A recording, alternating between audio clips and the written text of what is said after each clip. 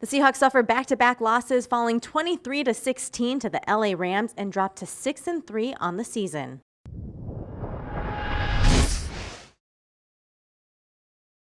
Jackie Montgomery with your Week 10 game recap. The Seahawks' first trip down to SoFi Stadium didn't pan out as they had hoped, as they fall 23-16 to the LA Rams in Week 10. We've got work to do. I believe these guys are going to hang together, and they're going to keep working because they're great. They're great people. They care. They want to work hard. They enjoy working it and going for it. They're okay about the challenge when it's tough. They still want to keep battling.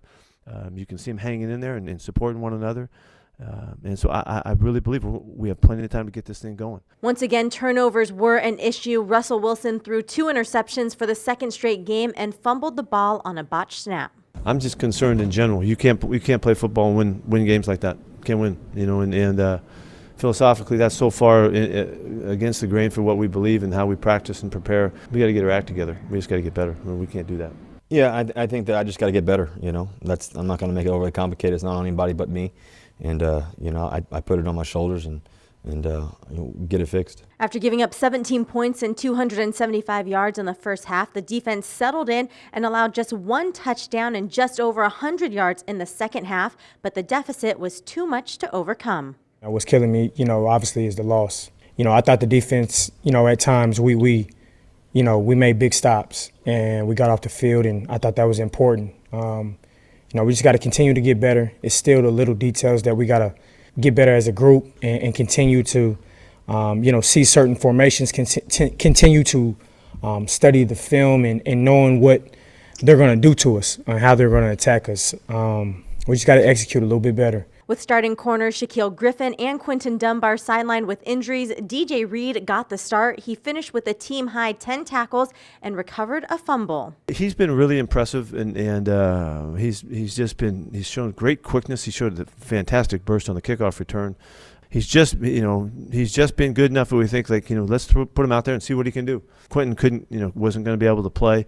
He's going to need some time to get right, and so I thought he had the best background to be able to handle the situation. It wasn't the type of performance we've been accustomed to seeing from Wilson this season. He didn't throw a touchdown pass for the first time since December of 2019 and finished with a passer rating of 57, one of the lowest of his career. Pass protection was also an issue. Wilson was sacked 6 times. The first decision was just a bad decision. I should have just took off and just ran it. It's just a bad decision. That's all that was. And you got to move on. You still got a lot of game left.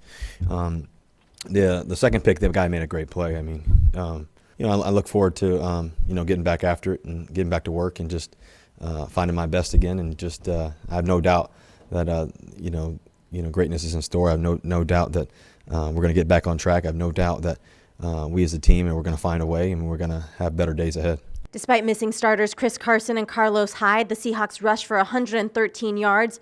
Wilson led the team in rushing, followed by Alex Collins, who scored the only touchdown of the day. He's just looked really good in practice the days we had him, particularly the first week, not so much this past week. But his quickness, and he's got a real suddenness to him. He's a real decisive runner. He's an experienced runner. And he's carried the ball a lot in his earlier days. And, I just had to make a call about going with him, in a sense. And I thought he looked good today. He did fine. And he hit up in there nice. It was a real nice toss play for the touchdown.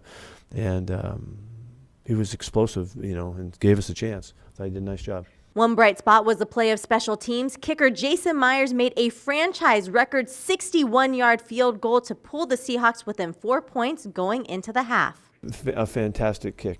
He's off to a great season. He's doing everything we could ask of him. Both he and Mikey are kicking the heck out of the football, giving us field position, keeping people pinned back.